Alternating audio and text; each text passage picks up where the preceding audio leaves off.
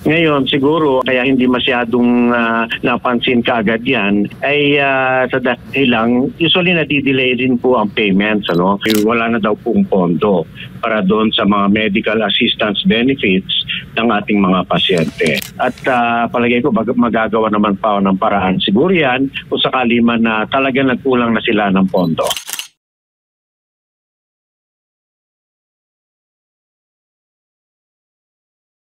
Walang natatanggap na abiso ang pamunuan ng Private Hospitals Association Philippines Incorporated o PHAPI mula sa Department of Social Welfare and Development o DSWD kaugnay sa umano'y pagpapahinto sa pagbibigay ng medical assistance para sa mga private hospitals sa ilang probinsya sa Mindanao.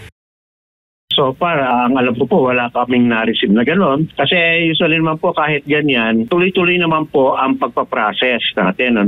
Ngayon siguro, kaya hindi masyadong napansin kaagad yan, ay sa dahilang, usually nadidelay din po ang payments. Yun naman po ay nasa pag-uusap sa Memorandum of Agreement between the hospital at saka DSWD. Ayon kay Dr. Jose Rene de Grano, presidente ng PHAPI, nang matanggap nila ang impormasyon ay agad silang nakipag-ugnayan at sa kanilang member hospitals, particular na sa Davao at Zamboanga City, kaugnay sa impormasyong ito.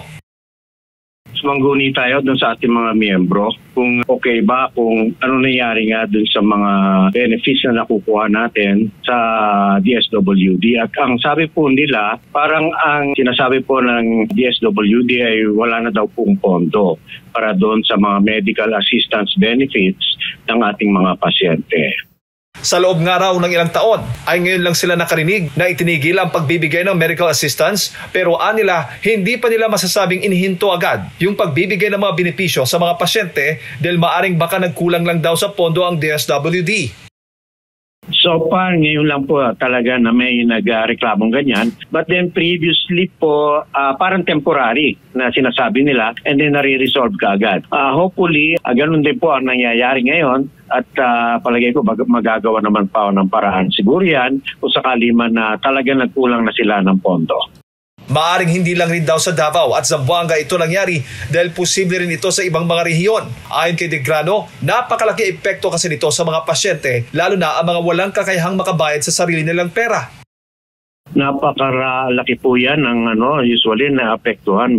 Kahit po 5,000 lang, napakalaking halaga na po yan para sa ating mga pasyente. Siguro sabihin po natin na more than 30% ng ating mga pasyente nagre-rely yan sa DSWD medical assistance benefits. At yan po usually ay yung talaga mga indigent patients natin.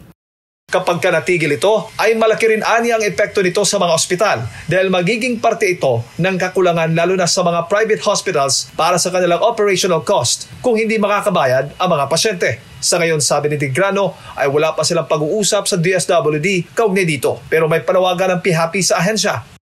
Kami po naniniwala na palagay ko naman temporary lang yan kung sakaling yung kakulangan ng pondo na yan kasi pwede naman sigurong madagdagan ng pondo kung talagang kulang na. And then inaasahan po namin na ipagpapatuloy ng DSWD ang pagbibigay ng medical benefits sa ating mga kababayan.